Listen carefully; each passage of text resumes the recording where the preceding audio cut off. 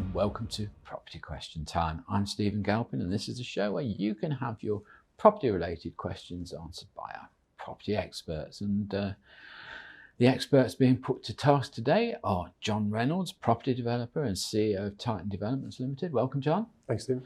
And Andrew Binstock, auctioneer, partner and co-founder of Auction House London. Welcome to you. Thank you. Good to have you back for a second show, Andrew. Delighted to be back. Good. So, John, we'll get straight on with the questioning. When appointing ministers, do the panel think that greater consideration should be given by the government to those who have relevant commercial experience in the appointees department, particularly in relation to housing? Particularly in relation to housing, 100%. Yes. You know the number, don't you? Yes, it's 16, isn't it? 16 in 10 years. Yeah. And that's set to change. I mean, not difficult to predict the future. It's going to be a number that keeps going. I think that's the key. I mean, there's two things there. Does it stay within the political framework? Or do you sort of pull it out and do something that's non-political? Because we've got such a mess. We've got no consistency. So there might have been someone in those 16 that was the right person for that role, but they haven't been able to see through any of their strategies, any of their policies, any of their ideas because they've been replaced. Strategy, is there? Well, that's the other thing. I mean, are they the right person for it? I'm not going to pass comment on that. The reality is that it hasn't been working. It's not working. And the reality is they're not being chosen based on their abilities. It's political. It's votes. It's you got me through into position of power and so on, so you can have a role, and they're not the right people for that role. It's too important. It's quite interesting. I mean, apart from the lack of strategy and the lack of understanding of how we get more homes, which I think is pretty well down to funding alone, but maybe I'm wrong. But there was a new sort of issue brought to light the other day on the news, and they were saying that in a European comparison, our homes that we're building are actually quite substandard in comparison to Europe. Is that right, John? It is, yeah. And a lot of that's to do with green and efficiency. We're just not prioritising it.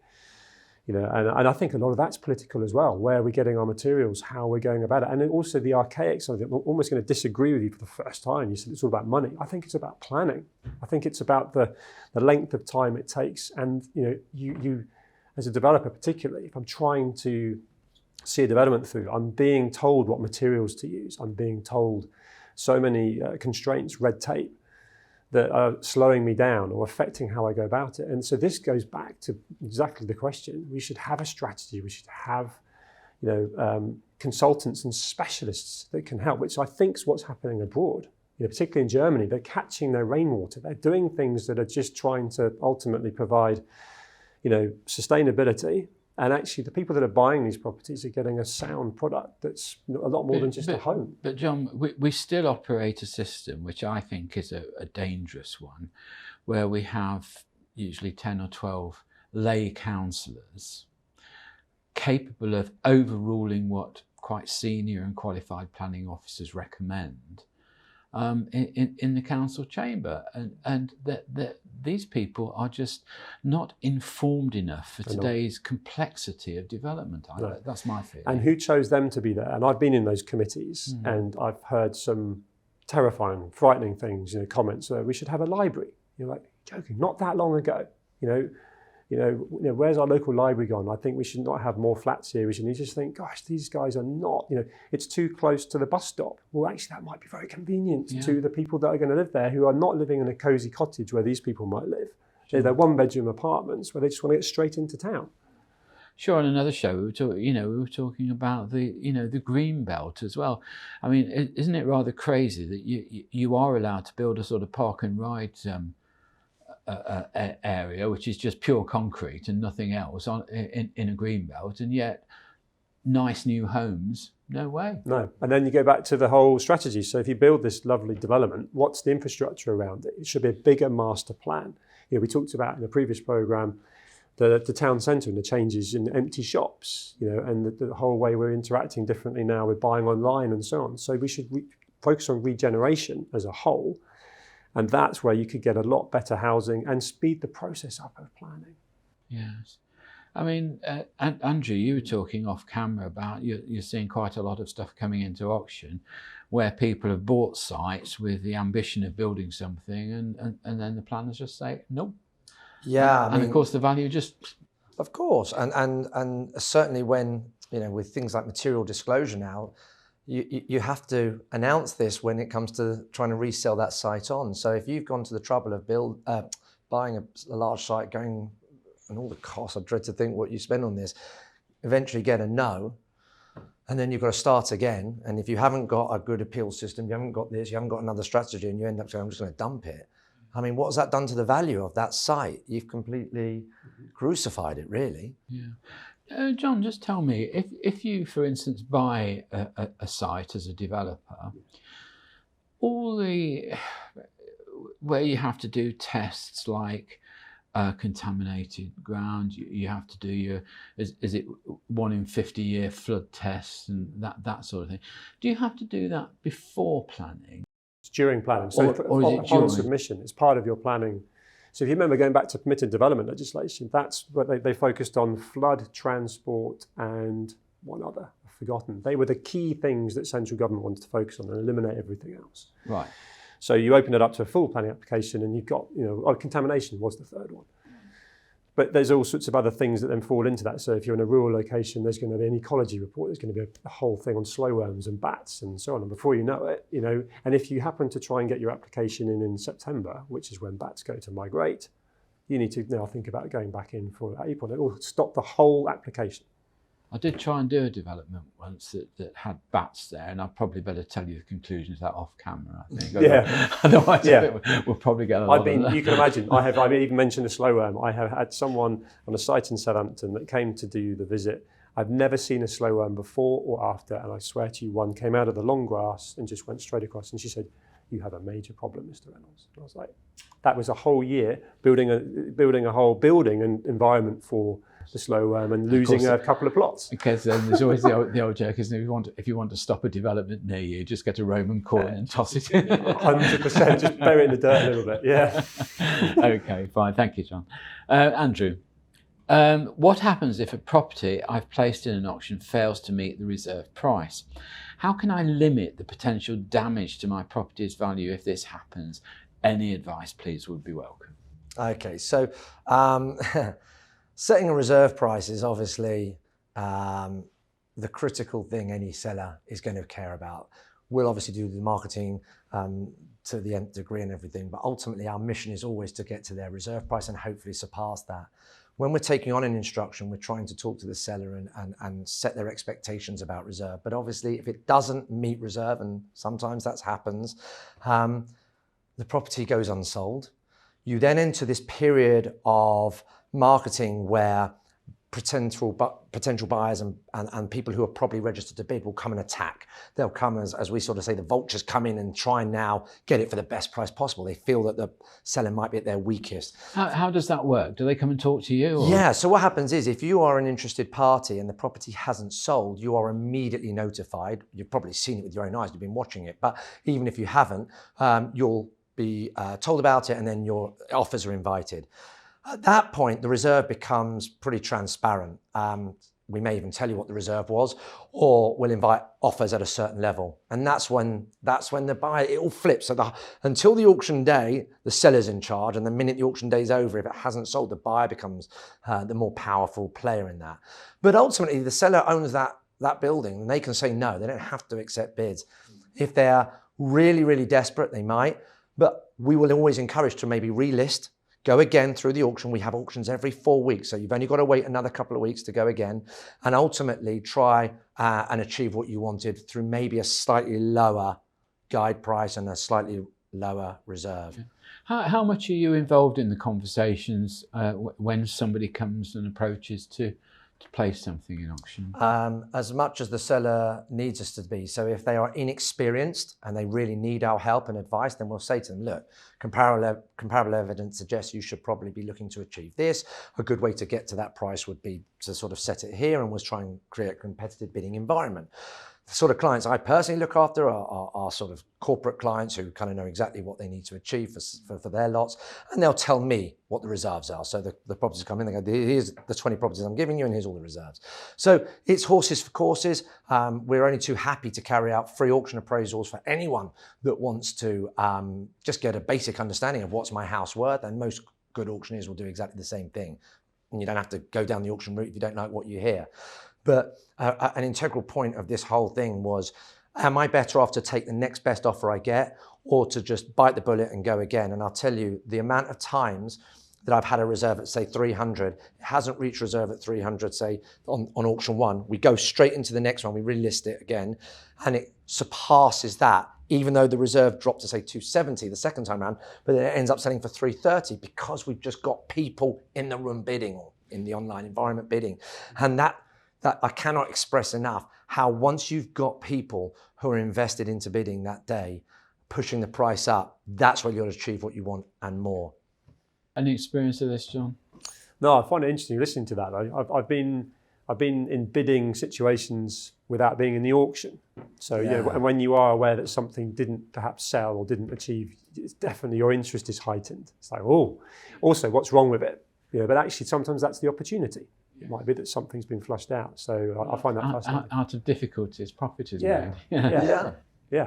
Yeah, blighted site, what might be, and you think, well, actually, we can resolve that. We'll choose to resolve it. And also for people like yourself who are professionals, very experienced guys who can just steam in, 3 hours after making the offer, they're already wiring their 10% across. That's a powerful tool. That is a really... That's interesting. So that's literally how I got my kind of USP, if you like. I wasn't ex-estate agent and so on, so it was about having the right funding, fluid, and being sent something on the Monday and exchanging it on the Friday. But you were working round the clock for those few days to do it. Okay. Exactly right. Thank you very much. That's all we've got time for in this half of the show. So join me again after the break and we'll be asking John and Andrew more of your questions.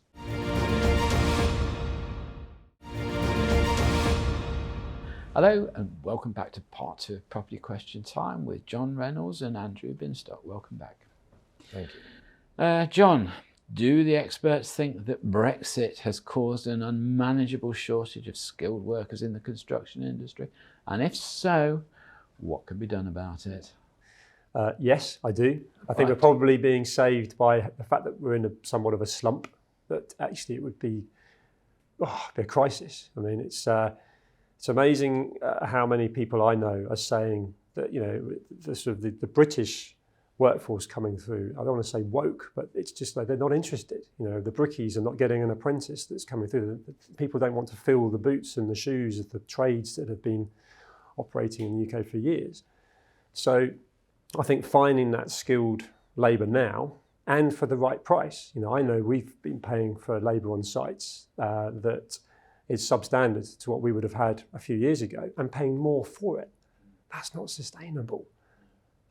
But what to do about it? I think you could put some academies, some apprenticeships in place. I think you could incentivise people that potentially could come from the government or some of the bigger construction companies, but they're all struggling to meet their own, targets, make a profit in this current climate. So the initiative might be there privately, but how do you go about that? But I think it's that sort of education piece, and we've had this seismic shift that hasn't been filled with people actually motivated and wanting to come in.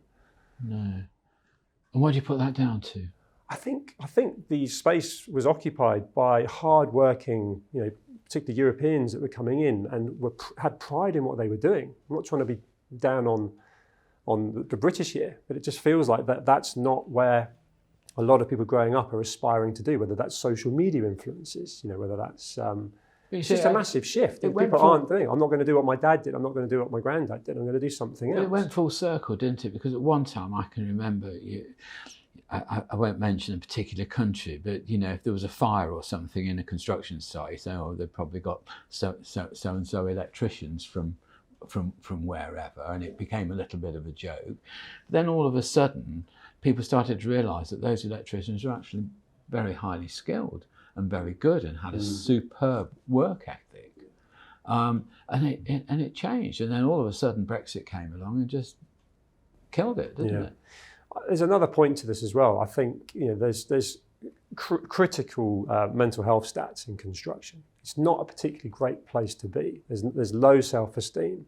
They're potentially not paid on time, not paid as well as they could. And so that aspirational element of wanting to go into that trade, whereas, there's countless people probably watching the programme that will know they've had a plumber or a tiler that's come in that took real pride in what they did. and you ultimately pay them and you got a good job. Whereas now there's countless people, and that's more on the private side of things. But on the big corporate side of things, I know plenty of people that are slowed down on their jobs because these guys don't turn up. It's often, I've heard it said, it's often the British workers that don't turn up. They've gone and got themselves hammered on the Sunday night and they haven't turned up on the Monday morning. And then that job, that might be that there's a specific job there that slows down all the other trades. So they might have turned up, but they can't then carry on. So it has a massive knock-on. And I suppose, just going back to your planning, if planning holds up your progression of developments to do, then it becomes even more difficult to sort of retain a team, doesn't it? It does. It does. So you've almost got to start from scratch every time. Exactly. Yeah. Well said. You should be Prime Minister. Really? Well, I did think about it. Keep thinking about it. 2 votes. 2 votes. 2 votes. Oh, wow. Going up in the world. And Mrs. Reynolds, that's 3. Oh, right. Okay. Well, thank you very much, Mrs. Reynolds. Very good to know we've got a viewer. Okay. Thank you very much then, John. Andrew, are there any guarantees that an auction house will give in terms of providing a complete set of essential documents for a property transaction to actually complete after purchase? No is the answer to that. Our auctions are very formulaic. The route that you go down from start to finish is the same for everybody, whether you're the most experienced guy in the world or you've never done this ever. Upon instruction, we will write up property details with your assistants and we'll make auction particulars that go out for the world to see. At this point in the background, the seller will instruct their solicitor to start preparing what's called the legal pack. And I think this is where you're going with this, which are the legal documents that ultimately any prudent buyer will have read for them, or if they're experienced enough to do it themselves, will read prior to bidding. So let's just pause there. So those documents produced by the vendor solicitor come to you? They come to us via a third-party website, which is effectively, we host it, but we don't touch those documents insofar as we don't have any input in what's in them. So, if it's a leasehold building, you want management information, leases, service charge. We have 300 properties to sell every 4 weeks. We're not getting involved in the legalities of preparing legal packs, but we facilitate it and we advise and we assist the sellers in, if they don't have a lawyer, to get a good one who will be able to prepare that all for them. When you are buying at an auction, you then may come to us and say, can you assist me in having this read? Or ultimately, where do I even go to get this? And that's where we'll help. So you cannot buy at auction without a legal pack being in place, because those are the legal documents that effectively form the entire contract of sale. So, but it's so structured, there's no kind of deviation from this. If we could have the best property in the world, John could give me the most incredible building in the entire Great Britain with the best price ever, I can't sell it if he hasn't also supplied a legal pack through his lawyer. It is intrinsic that we have that. So every single buyer can rest easy that they're never going to buy something without all the legal documents they need, because if they're not there, the property simply won't be offered at auction. Okay, and you won't get your fee. Which is very frustrating, and I can tell you the amount of times we've had to postpone a brilliant auction lot because the seller solicitor has not done what they're supposed to do through no fault of our own, and we've got bidders who are willing to go. There's a load of John Reynolds out there going, where do I sign up for this? And we just can't give them a legal pack. Well, one of my sort of bees in my bonnet, as it were, is that I think that all this information that solicitors has to gather should come from a single source, i.e. land registry. Yeah. And what you do, you make all the solicitors pay into a licence fund or whatever, and they've just got that one port of call to get everything: contamination, flooding, environmental studies. That is a great idea. There are companies that do search. They do the searches for the lawyers because they know how difficult it is and how time consuming that can sometimes be. So there's sort of search experty people, but then that can go wrong, because I've heard lawyers say, oh, well, we just gave it to our search agents and they didn't come back with it. So, it has to be done by people with responsibility. And if it's a government department who's supplying that information, there's not a lot of argument after that. That's a great idea. But, unfortunately, getting great ideas off the ground is very difficult. Now, look, we just have 2 or 3 minutes left of the show, and I'd like to ask you both. We're in the first quarter of the year. John, first of all, as a developer, Where do you see the market going this year? Where do I see it going? I think with interest rates potentially about to drop, I think that's going to stimulate people moving. Affordability should get better. I think it's been a tough winter. I think, I know it sounds silly to being British, it's how bad the weather's been in summer. Everyone's kind of been moaning. I think with spring on the horizon, people get more active. People want to move. People want to be active. Developers want to be building homes. And I think people are going to, we talked about earlier, I think they're going to take the risk. Now's the time to start. We've possibly been through the worst of it. So let's start making hay. Okay, and Andrew, you're at the front line of seeing real values. Yeah. And also, I'm guessing seeing people's problems when they can't sell. I might be bringing you up. I'm not sure. Yeah, be delighted to help you. But, I suffer from living in a development where the service charges are through the roof. And the volume of stock that we've seen in the first quarter so far this year has surpassed anything we've ever had in our entire existence. So exactly what John was saying, back in the last year it was dead quiet, then it's suddenly catapulted, and Q1 and 2 have been mega in terms of the number of people wanting to sell, and I predict that from summer onwards the prices will start to increase as well. Okay, now with that increase, will you see a flow back from people wanting to auction back to the sort of conventional agents, do you think? Is that something you fear as a business? Or? Not really. I think the truth is they do what they do, we do what we do. If you're in a chain, you're selling high value houses and you've got to sell one before you can buy one and all this, that's where your estate agents will always be able to. But when you're a cash buyer, when you're buying for your children, when you're, you can marry up your completion dates through the auction processes. I think the entire industry has seen such a huge influx of people coming in that had never done this before. I expect that to continue. Okay, and my final question to you, Andrew, if you can just answer within sort of about a minute. We've read in the paper a lot of the smaller landlords, portfolio owners are getting rid of their portfolios because the government seems to have a down on small investors for buy-to-let. Sure. Are you seeing a lot coming through the auction? We are. Certainly in London, it's really hard for yields to stack up. It's so, with interest rates where they are, buy-to-let mortgages where they are, it was inevitable that unless you're getting such an incredible deal on bricks and mortar value, that the yield plays just don't work so much. You can't rent at 4%. It doesn't even wash its own face. So we're seeing a lot of people struggling who are what I would call like the amateur investors. It's not their real job. They have this is their sideline. But then we've still got to sell it for them. They still need to hit certain levels, and how many buyers want to be buying at those sort of. It's hard to marry up, and with auction, with everyone, you're trying to marry up sellers and buyers. Okay. All right. Well, thank you both very much.